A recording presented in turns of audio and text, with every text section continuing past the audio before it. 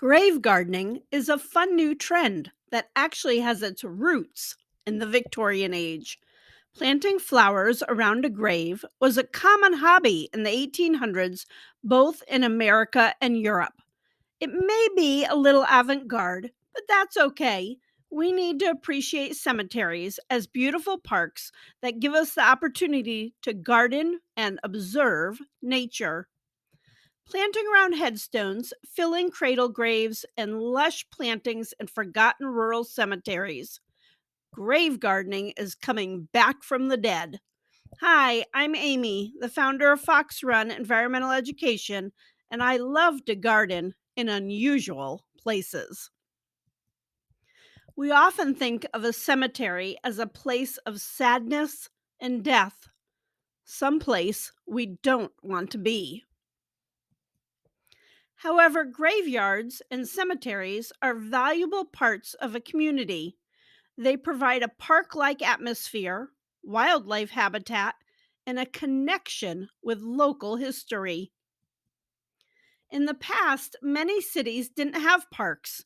It was common for urban residents to go to cemeteries to have a picnic and enjoy being in nature.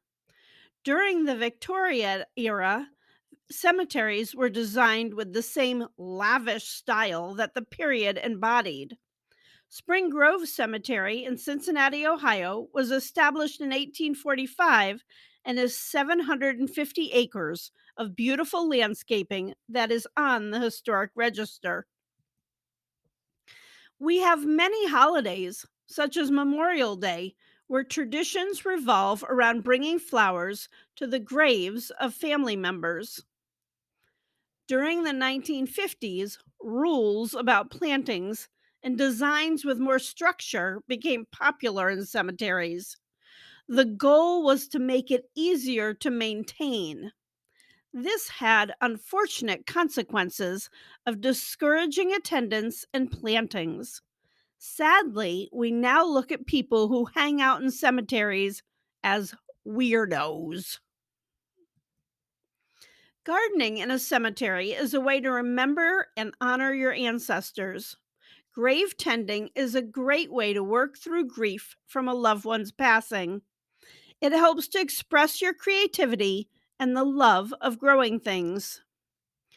Cradle graves were popular in Europe and America during the 1800s. They were often used for the graves of children. A cradle grave has a headstone and a footstone. Often they had two low walls connecting them, giving the graves a bathtub appearance. Family members planted flowers inside of the bed and would visit the cemetery on weekends. They often had picnics and told stories about their ancestors.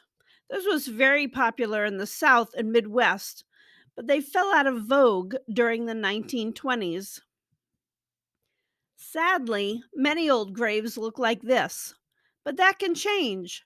There are some specific considerations when planting in a cemetery. If you are allowed to plant plants in the soil, keep in mind the soil is probably very low in nutrients. You will need to work in some compost and some fertilizer to get your plants off to a good start. Plan on putting some mulch around your flowers to help keep moisture in the ground and to look attractive. A well maintained garden will be appreciated by the cemetery staff. Try to choose drought tolerant plants that do well in your agricultural zone. Perennials such as asters, black eyed Susans, dwarf Russian sage, lilies, and salvia. Bulbs such as daffodils work well in cemeteries. If your cemetery has a plant height rule, go with creeping sedum, hens and chicks, and thyme.